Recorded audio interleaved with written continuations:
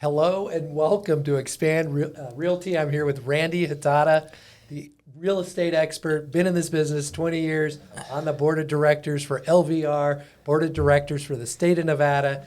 You have been following the NAR settlement, the big NAR settlement. We're going to break it down today. Tell us what in the world is the NAR settlement? Well, let me reverse and talk about you for a little bit, Bill. So you're a blast from the past. I don't know if we can talk about it, but we've been on TV together. In fact, you're the one who brought me on the air and started this madness up, right? That's right. And our whole thing was trying to bring value to that world. But at that time, we also had to sell homes, so we talked about that. But as you know, we continue trying to add value and educate the world, right? Yes, definitely. Well, Bill Gaylord, it's from what, Gaylord Hansen Group, is it? Gaylord Hansen team. He's a very versed mortgage lender, been in the industry from a very long time, originally from what? 30 plus years now, Randy. 30 plus years? 30 plus years. You got me by 10, brother. I know. There's a lot of wisdom up here now. That's respectable, man. I will tell you, it's the best word I could come up with. Respectable. No, but in all honesty, you are one of the most knowledgeable guys out there, and it really is refreshing to get back together. It's been a while that we've crossed paths, and I see you online though. I see your presence. I see you online doing your thing because you're always educating. You're one of the leading experts in Las Vegas with real estate, always keeping up with the trends, always trying to promote real estate and what's going on. So this topic, because a lot of people have no idea what NAR is, National Association of Realtors. And then there's settlement of what in the world is a settlement? God, you know what? This is like... You've been dealing with this for a long time, haven't you? It's been 4 years on the state and local LVR board that we've been dealing with the Department of Justice and multiple issues that I can't talk about. But what I can talk about is where we are today, right? You were involved in all that. So the 4 prior years, 2023 and back, I've been, on the board with our association trying to protect our industry. Now we're here, 2024. Took a step back, but still trying to provide value to our industry and to the world, for that matter. Yeah. And more to come, right? More to come. But today is the taboo subject that we've been trying to avoid for a very long time. Talking too much about, because no one likes talking about it, except you guys probably want to hear. And so we're doing this by special request and piggybacking off our last market update podcast. I promised I would do it, so here we are. And I'm sure Bill is going to put me on the spot, and will I him. I got some good questions for you, Randy, because this topic, people don't really know what it is. They've seen that the settlement has been hundreds of millions of dollars. And it's like, why? Why did this happen? What is the NAR settlement, and why did it occur? You know why there's confusion? Yeah. It's because, this is my opinion. Well, I don't know, but you tell me. Well, this is my opinion because I've watched the news before, and I'm not knocking the news, but I do know what sells on the news, and it's usually gloom and doom. Yeah. And at the end of the day, the sky's falling is what sells, and that's what they tell the people because that's what people watch. Right. And it's very skewed. And so what I would like to dig in today is really from a very high level and easy to understand perspective. What is this settlement about? How does it affect our industry? How does it affect you guys as a realtor, buyer, seller, or even mortgage lender, financing person? What do you call yourself? Originator. Originator? Yeah, it's a very technical term. Well, Loan officer is another term. You're certainly original. The original originator. Hope you're getting all of this. This is good stuff right here. Anyways, we have another blast from the past joining us. He's behind the scenes, Robert Condal. I probably butchered his last name. No, that was perfect. That's right. Is right? Perfect, yep. Yeah, so we've worked together. We've done a lot of things on TV, and they're the one who brought me to the screen, so I really respect and enjoy working with them. Good. Well, I'm you excited. Guys. So what can you tell us, Randy, about the NAR settlement, and what is it? What do the consumers need to know about it, and how is it going to change the industry? But let's start with what. The what? Well, what would you like to know? The good, the bad, or the ugly? All of the above. All three? All three. Yeah. Well, there is good about it, So The long story short is that this whole settlement started with the Department of Justice investigating realtors on price fixing for commissions. This is where this all derived from, and it goes back and back in history on what price fixing is and the history behind price fixing. We don't need to get into that boring stuff. But how it affects our industry is what's important, and that's what I'm here to share from my side, and I'm sure you have your opinion and share. From the price fixing standpoint, is it were they basically saying that all realtors have agreed that it's going to be either 5% or 6% sales commission, and it goes both sides? What does the price fixing mean? Simplest way to format that is there was a few brokerages who said it's this price, this commission amount, X amount of apples or nothing. And the consumers really didn't have much of a choice. And X amount of apples are going to the listing agent, X amount of apples are going to the buyer's agent for a total commission. Mm-hmm.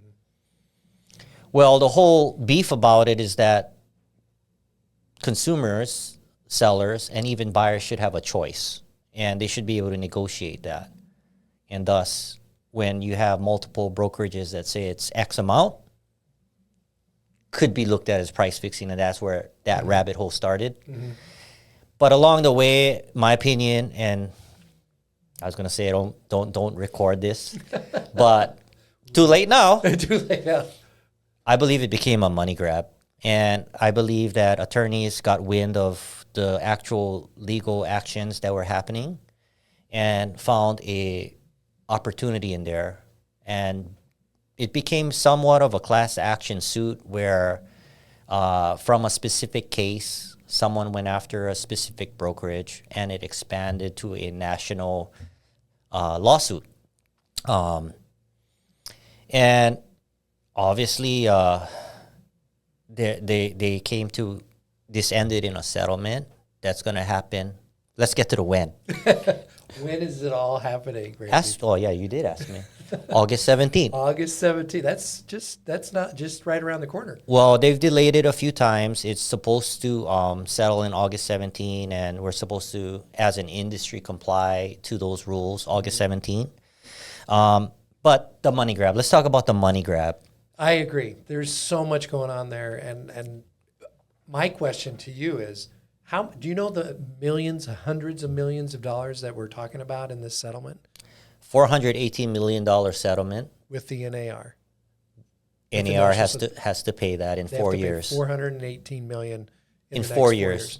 So my question is, let's say someone out there, and it happened in one case and then expanded nationally. Who, like, it's always a money grab from the attorney standpoint. Let's be honest. Right? I have attorney friends out there, right? So, I'm not hating, but I am. But who can actually claim that? How much does actually get paid out to supposedly the people who are injured by it? How much goes to the attorneys? Because that's $418 million. That's a lot. It's a lot of money, and obviously it's being divvied up. A portion, I don't know the exact amount, but, whatever fee the attorneys are charging, and it's a pretty hefty fee, hefty. Mm-hmm. And the balance is getting spread out between the consumers and whoever signs up on a specific website, which I'm not going to put out there right now, can get potentially included into that settlement. So it becomes class action and I would say that it could potentially become a little bit of a money grab for people who just say, hey, here's free money. I might be able to go sign up for this and get some kind of a check. It's a money grab for people who may or may not be hurt in getting involved. And second of all, are legal professionals that are getting paid for all of this. That's what it's all about, right? But what I would like to talk about as far as the money grab is the intent for it and the consequences from it, right? And to me, I call it a money grab because this was more than the pursuit of justice, in my opinion, because I'm going to share why. It was the pursuit of money in multiple ways. And what may sound like a good idea, I don't know how well it's been thought through, but there are ill consequences that will come out of this. There's also going to be good consequences. This is not all gloom and doom, but I'm just going to tell it like it is. And people are going to get hurt out of this Yeah. at the end of the day, and it's unintentionally hurting the people who need the help the most, in my opinion. That is why I have an issue and I have passion about this topic, because there's going to be a lot of people who may not become or be able to become homeowners anymore based on a new potential system. So who is it going to hurt the most? Well, first of all, let's talk about, if you don't mind, how this derived into the settlement it is now from the price fixing thing. Right. So the theory behind the settlement today in the lawsuit was that a seller should not have to pay for buyer representation. That's what it comes down to. If you don't have to read through all these words, because that's the summary. The seller should not have to pay for buyer representation. Or period. They should have a choice to pay for it, or they should not. Well, it started with they should not, but in the end, they should have a choice. And the seller should have a choice to pay a buyer agent. The buyer should have a choice to negotiate commissions. And everyone should have the choice to negotiate commission, from the seller to the buyer to the realtor. Mm-hmm. I guess financing professionals just get to keep theirs, but everyone else has to negotiate. I'm just kidding. I'm just kidding. We make it all come together. Yeah. We make it fun too. We made it, right? I hope you're enjoying yourself, but we're making the best out of a not so happy topic. Yep. So that's what it's all about. And now, what was your question? Well, the question is, who's it going to hurt the most? Like, is it going to hurt the high-end buyer, the midterm move-up buyer, first-time home buyers? Who's it going to impact the most? Well, and why? Well, let's talk about the why so we can talk about who it's going to impact. Okay. And what's going to happen is that sellers are going to have, which they always had, by the way, more of an option whether to pay a buyer agent a commission or not. So if they don't pay it, then that means the buyer has to pay their buyer agent the commission versus the seller, right, if they want buyer representation. And buyers, it doesn't matter if you use me or someone else, get your buyer representation. I mean, that is not even a question. There's just too much that I've seen from a board level for the association here in Nevada and Las Vegas, as a broker, as a practitioner, even from a consumer standpoint. There's just so much for us to know that I can't imagine someone that's not getting paid to know it professionally would know it. Kind of like, maybe you can go to small claims court and do your own case, but I wouldn't go anywhere further than that. And that's for, what is it, 12 grand cap? We're talking about 400, 500, 600 million plus dollars for a home purchase. Protect yourselves, guys. No matter who you use, pick a good one, by the way, but protect yourselves, buyers. So buyers will have the option, if the seller doesn't pay it, to hire and pay their representative a certain commission. And we'll get into the rules of the settlement. But what the consequence is that there's a lot of buyers in there who still can, but it's going to be more challenging to be competitive, that have to pay their buyer agent but may not have the funds to spread out to do so. Yeah. Nor can it potentially be financed in the traditional way, and there's ways around that, which maybe I'll ask Bill about. But the point is that because it comes out of pocket like a closing cost, just like a down payment and closing cost comes out of pocket, if a buyer has to pay their buyer agent, most likely it's coming out of pocket, and depending on what amount of apples is negotiated, that's how much they have to pay on top of their closing costs and down payment. And most first-time home buyers, a lot of VA buyers, veterans, may not be equipped or have the flexibility to have that on hand. Thus, it makes it more expensive for them to buy a house out of pocket. Yeah. So can I give an example? Yes. So let's say somebody is buying a $400,000 house. I guess prior to the NAR settlement, the agents would put on the MLS, the sales commission is going to be a total of, can I just use the number, 6%. And 3% goes to the sellers, 3% paid by the seller, and then the other 3% is paid to the buyer's agent, right? That's what we've seen a lot in the past. So that was in the past. Now, so 3% of 400,000 is $12,000. So now what they're saying is the seller's saying, no, I don't necessarily have to pay the buyer's commission. I'm only going to pay the listing agent commission of 3%. And so what they're saying is the buyer now needs to come up with $12,000 in that particular circumstance as additional closing costs. And I work with buyers all day long. And one of the biggest struggles, Randy, is they just don't have enough money for the down payment, the closing costs. And if this is an added cost to them, it's going to be really difficult for some of them. So this is all done to protect the consumer, which is, in this case, the seller. However, what about the buyer? Because now the buyers who really need the help are the people who are going to hurt the most. They're going to have the most negative consequence, more than anyone else. And you asked me who is going to opt in, who is this going to affect, different price points. So for sure, our first-time home buyers, such as FHA loans and whatnot, where they have government assistance, are going to be affected, no doubt. And you see the numbers on averages.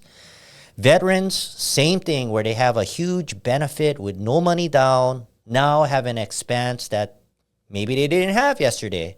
And again, this isn't black and white, because guys, you can still negotiate, or your buyer's agent can still look for listings, one, that pay a buyer's agent commission, two, commissions can still be negotiated into the deal. So it's not the end and black and white, no commission to the buyer agent.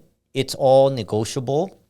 It's just going to be more challenging because now they have to compete and ask for more, where an equal buyer may not have to ask for that additional commission out of the sale. So these are the people who are going to hurt the most. In my opinion, and this is maybe a little bit of stereotyping, how can I put this in the most PC way?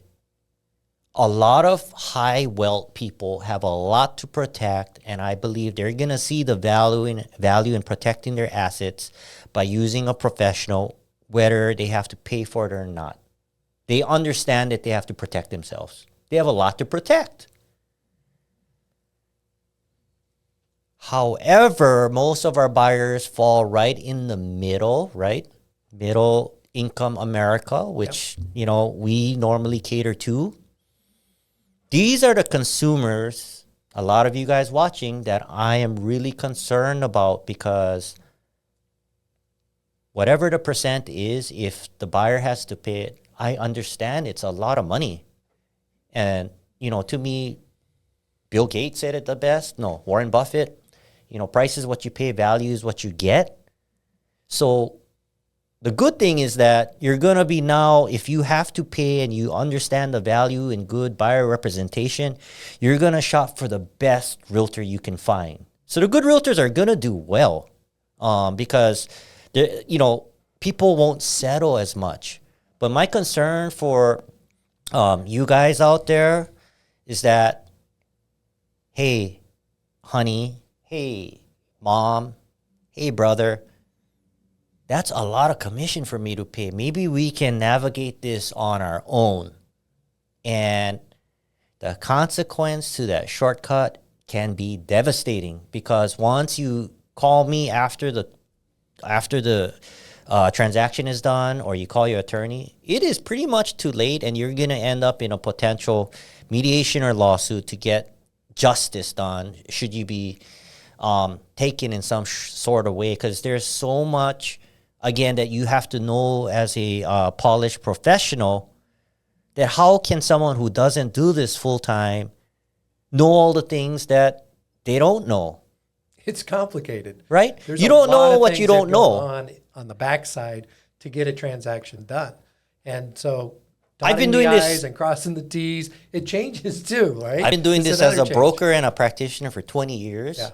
And I can tell you, I learn something almost daily still, right? I'm always learning, growing, and there's so much to learn.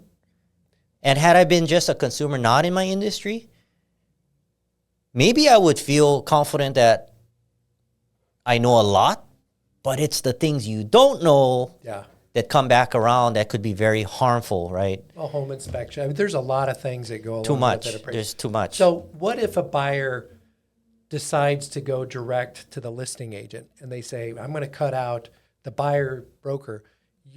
What you're saying is having buyer representation is absolutely critical because that way they can protect themselves. A listing agent, dual agency. Let's talk about dual agency. Well, before we go there, let me hit you with that. Let me at least give you a response. That buyer agent with no representation is going to go head to head with a professional, number one, starting from negotiations and protecting themselves from mainly liability throughout that entire transaction, from contingencies, escape clauses to like you said, repair negotiations, all in the middle of a transaction, which is normal standard procedure. That's just the basics. And, if you don't know how to protect yourself, how do you protect yourself? That's why we hire attorneys. In real estate, we hire realtors, most of the time anyway. And I think, again, the biggest common misconception is not getting value from maybe a realtor or professional they've used in the past. Mm-hmm. And so just to give you an example, because I've taught this through so many times, if you come to Vegas, you gambled, right? And if you gamble, you're going to get a free hotel room. But are you really getting it free? Anyways, I'm sidetracking. The point is you're going to get a free hotel room. And in that nice free hotel room, if they forget the water, no big deal. You tell them, hey, you forgot the water. Or, hey, you forgot to turn the sheets. Or, hey, we're short towels. No big deal. But when you're paying top dollar for the hotel room and they forgot your sheets, something's going to hit the fan, right? You're going to be pretty upset with your experience. And so I think it's going to be the same thing with realtors where, because the buyers necessarily didn't pay for representation in the past, I think a lot of buyers have settled for mediocre services. And I don't think people will settle no more. So the good thing that's going to come out of the lawsuit is that I think buyers are going to shop, screen, do their diligence to pick a good realtor and get the best representation for their dollar. They're not going to settle for the dirty sheets anymore. So dual agency, what is dual agency? What do the consumers need to know about dual agency? Dual agency first of all, agency means that I have a responsibility to represent someone, to protect someone. I'm working in their best interest. Dual agency is that professional is now working in two people's best interest.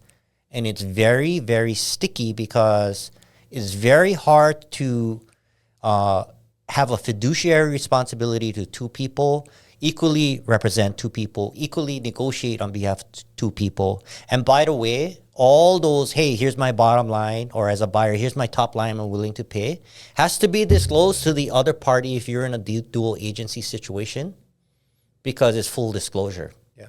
Because you have a fiduciary to both parties. And so it's a very sticky situation that we normally would avoid, and there's exceptions I make as a broker. If you're a very sophisticated, for example, investor, and things are pre-negotiated as far as price terms, maybe as is agreement, then it becomes more transaction management. But on a normal, traditional purchase, I've never been through a traditional purchase without negotiations, either on price, terms, repairs, timing, concessions, you name it, extensions that didn't require someone favoring their own representation party, right? Mm-hmm. Or their representation protecting them. It's kind of like, I hate bringing attorneys back in, but having an attorney represent both parties in a lawsuit, it just doesn't work very well. How is that going to work, right? That's a good point. Renee. Well, you were this and you were this, and let's come together. It's called mediation. It's called mediation, arbitration, that kind of thing. That's what the judges do, right? Yeah. Not the attorneys. That's right. So that's hard. That's hard to do, and that's where sometimes I think, originally the seller has hired a listing agent to represent them, and they've agreed work in to their a best potential interest. and work on their best interest. And then all of a sudden, a buyer comes in and says, I want to buy it. Can you be my agent too? And that agent has to walk that fine line because they're representing the seller first, because that, in my opinion, that's where it all started, right? To get the listing. And now this new buyer comes in. So it's trying to connect those two. And I agree with you. I think that's a really good point, that some situations it's okay for an investor, a qualified investor who has done this many, many times, and they can do that. But for a first-time home buyer, man, that's hard to do. I got to give another example before we move on with lack of representation for a buyer. It's kind of like, no pun to car salesmen, because there's a need for it, but how do you feel as a consumer walking on a car lot? I feel uncomfortable. I feel like I'm going to get taken advantage of. And it's just, whether that's true or not, that's how I'm feeling. Like, I'm feeling a little intimidated that I'm going to be pressured into something I might regret later. I'm not sure if I'm getting the best deal. It's because when I walk on a car lot, I don't have someone protecting my best interest. Right. And then I'm head to head with some professional that has all the knowledge. Yeah. And so it's an uncomfortable situation. That is the worst thing that I could ever get into, is buying a car. I went and bought a car with my wife, and she kicked me out because I just couldn't negotiate. I'm just terrible. My wife negotiates so much better than I do. I can't do it. But if you're not a good negotiator, right, and you don't understand what the value is and what maybe you can get in terms of repairs on the house that need to be done, you are working with one arm behind your back. So having someone that's representing you, right, the buyer individually, that to me is going to be the best way to make sure that you're covered in the right way. Just to clear myself here, I'm just going to say this is not a jab at car salesmen. I'm saying you guys are good, and that's why me as a rookie don't feel good, because I'm going against a professional. So just to clarify that, you guys, this is not, dissing any industry. It's just an example of what we're walking into right now. Except it's a bigger dollar amount we're talking about. So let's say somebody comes to you and you're a buyer and you find a good buyer's agent. You're very happy with them. And the buyer has agreed to pay a certain amount to the buyer's agent. The buyer now, what if they go to a house or a listing and they ask, what are you paying to the buyer's agent? Can they ask that, number one? And then number two, if the seller is not paying it, would that lead to basically redirecting the client over to a different house? Well, a buyer can ask anything they want as long as it's not conflicting with fair housing. And commissions is a fair question. So let's talk about the rules, the rules to the settlement, because that might clarify a few things. So based on the settlement, then again, that's again happening August 17th, you guys. Mark your calendars if you're buying or selling, or your realtor, lender, whatever it is, because that is the date that things are going to change. And one, maybe we should go talk about the why. I don't think we talked about the why they settled, and then we'll piggyback into this, because I believe in order and what comes first, the chicken or the egg. Okay. All right, so NAR settled this lawsuit not because they felt they were going to lose. Let's get that clear. Or that's irrelevant. They did not settle for that reason. I don't know if they could afford fighting it all the way through, but they did not settle because theoretically they thought they would lose. They settled for three major reasons, and one is for a release of liability from our MLS, multiple listing services, and brokerages, including realtors like myself. And so by them settling the lawsuit goes away, and no longer does the brokerages, the multiple listing services, and the realtors have to worry about this lawsuit going through and each person individually getting potentially sued. So it's a cloak of protection by settling. Now, do you as a broker have to contribute to the settlement, or is it all coming from the NAR fees? NAR is we are not contributing directly to the settlement unless you want to, which is why they're gonna struggle a little. They're gonna get hurt by this, and of course they have insurance and everything else to a certain extent, but they're paying it. They're paying it. Yeah. So one, they settled for a release of liability. Two, really, it's what we talked about to protect consumer choices on commissions. Everyone should have a choice, and everyone should be able to negotiate. So for those two reasons, they settled. Now, reason for settlement is that. Now, after it settles, the rules to the game, because you can't play the game without knowing the rules, well, anyway. So one is the release of liability. We just talked about that. The first thing the multiple listing service has to do is remove any form of compensation. So no longer anything on the multiple listing service, which thus syndicates to a lot of websites that you guys search on and know about. Technically, because it feeds off the multiple listing service, you will not see what the percentage, if any, that they're paying potentially or offering the buyer agent. And so there's nothing in the comments, nothing anywhere. Nothing in the listing. Okay. So that doesn't mean you can't find out as a buyer or buyer agent. So you asked me the question, what can buyers ask? Buyers can ask, what's the buyer agent compensation? You have to be licensed to get that compensation. And by the way, you could get a credit potentially, but long story short is that you can ask what it is, and it's a fair question. In fact, if I represented you, that might be one of the top 3 questions I ask, right? How many offers are on the table? Find out what seller motivations are. Third, are you offering a buyer's compensation? Why? Because it affects the buyer. It affects the buyer's expenses and out-of-pocket expenses. And, we can talk about that later. The other major thing coming out of this thing is that if you're a buyer or a buyer agent, you need to get into we call it a BBA, a buyer brokerage agreement. And basically, it's just a document explaining agency, meaning if you were my client, it just says, I just hired Randy Hatada. Here's what the commission amount is going to be. Here's what the services that I expect in contract are, because there's going to be different levels of service with this new change, and then the term of the agreement. So those are the things that's going to be in a buyer brokerage agreement, and it can be called different things, but really what it is an agreement of service, long story short. So the buyer is very clear on what to expect for X amount of money. Yeah.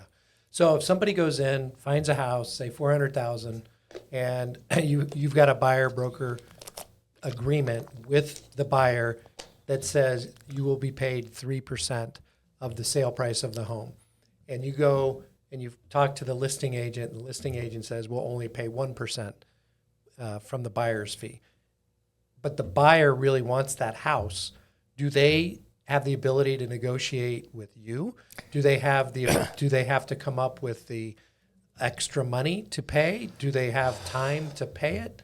Do you know what's going to happen? Well, there's multiple answers to the way you asked me that question. It's a tricky one. So, one, you can always negotiate with the seller. Commissions can always be negotiated. Right.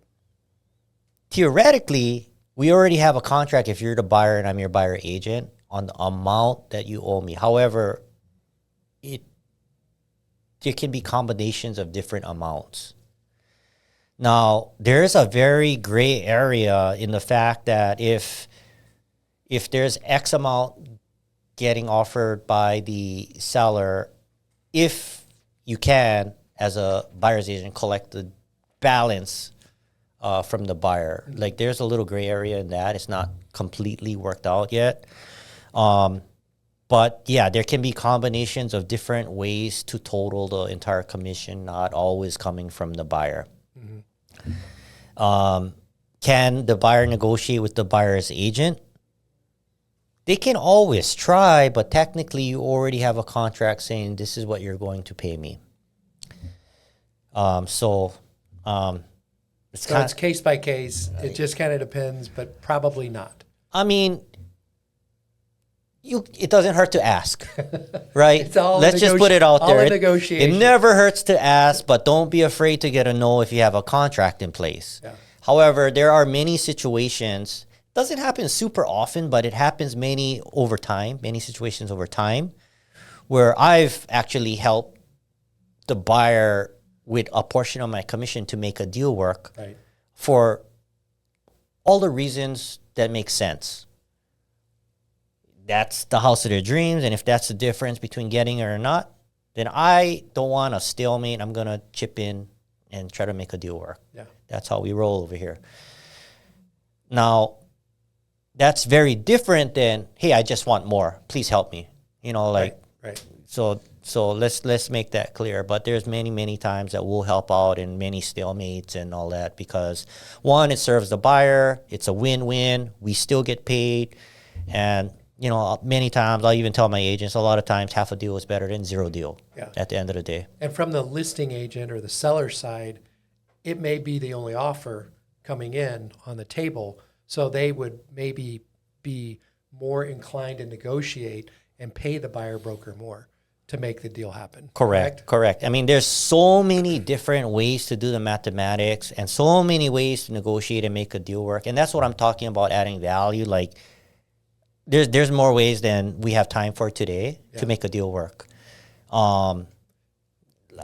If I start, I'm going to go off on a tangent. I got another question. Well, before we finish, the other two rules to the game. Two rules. Okay. So I already went over release of liability, no form of compensation on the MLS, written agreement to the buyers, which is a buyer brokerage agreement most likely. The fourth is NAR has to pay $418 million to the consumers and the attorneys. And the fifth is really not a rule, but NAR did not admit to any guilt or wrongdoing at all. So those are the things. All right. So can I ask you another question? Please. I told you I'm going to bring it. Bring it. So I'll tell you if I don't know. Let's talk about a high-end home. Let's talk about a high-end $3 million home. Commissions there, certainly. For somebody buying, has it been usually 2.5%? Is that a fair statement for just from the seller side? I'm going to avoid the numbers, okay. But I will tell you that a lot of us are used to having a 3% listing agent and a 3% buyer agent commission. So on the high-end home, that's 6%, right, total. That would be $180,000 for commissions, right? That's a really high-end home. It's $3 million times 6. Okay, I missed that. So $3 million times 6%, $180,000. Do you think that high-end buyer or the high-end seller is going to say, no, I don't know if the other agent's worth $90,000 to bring me a buyer, or will they say, I think they're worth $90,000? How do you think that high-end property will go? Because my personal opinion is some of those high-end buyers are going to go, gosh, I don't know if they did that much work for that amount. Well, a lot of high-end buyers are very educated and sophisticated. And so that could be good and bad. Good is that they understand a lot. Bad, they may think they know too much and not know everything. Mm-hmm. Now, there always will be people that will negotiate commissions. There also will be people saying it's worth it.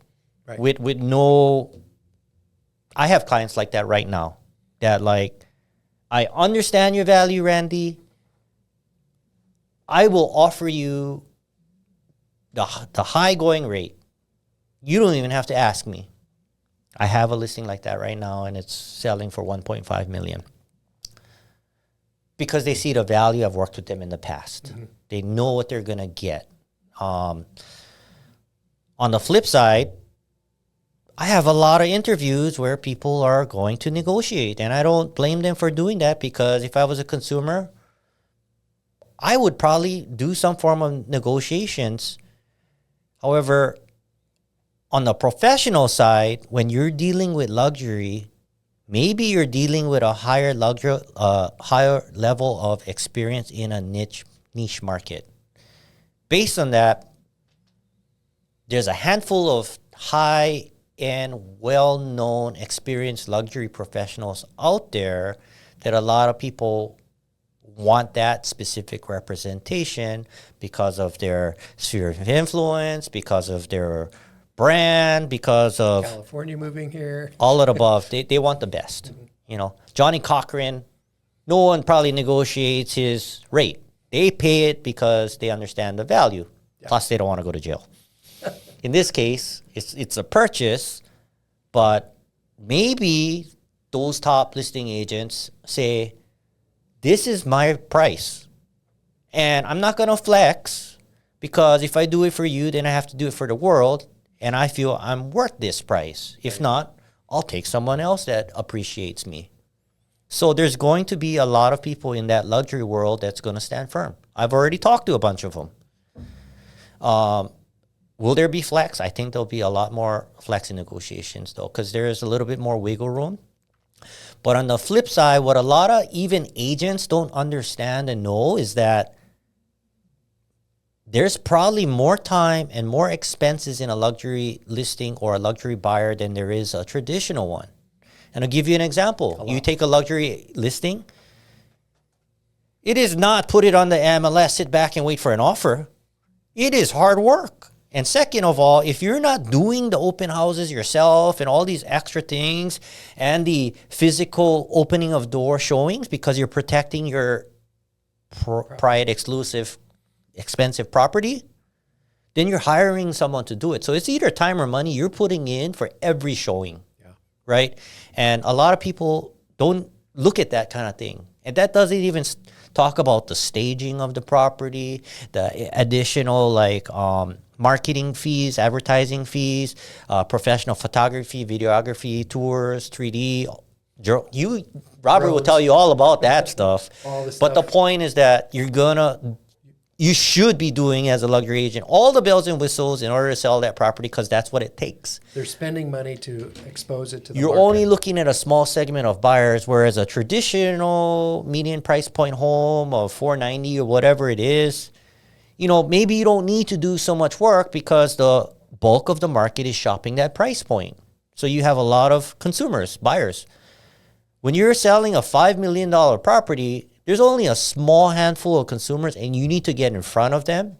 And whatever it takes to get in front of them, number one, appeal to them, number two, it's a first date. Put all the makeup on, right? All of the above. That's what it takes to sell a luxury home. Yeah. It's not simple. So you don't think that'll change much on that high end?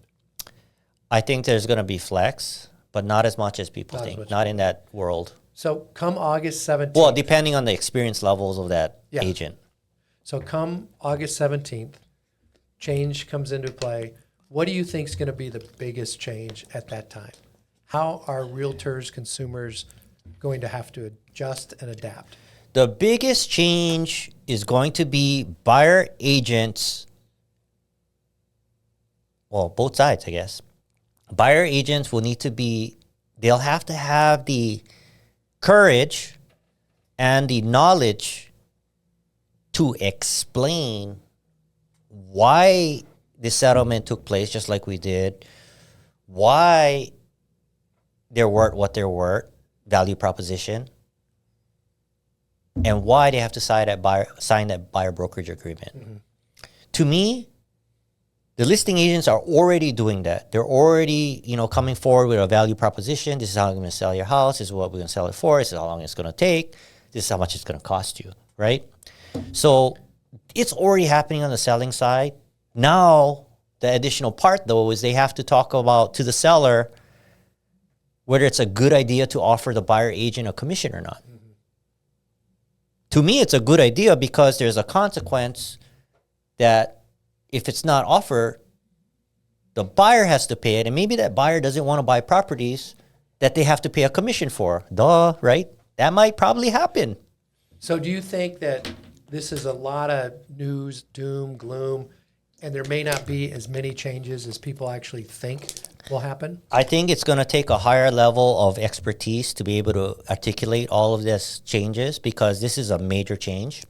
I don't care how long you've been doing it, though. It's still the same communication, but the experience gives professionals a confidence and the ability to articulate what's going on, right? Anybody can read this whole long list of, well, how much pages is that? 10,000 pages, word for verbatim, but understanding it and the consulting piece behind it is where the experience comes in, and that's where they have a competitive advantage to have the experience.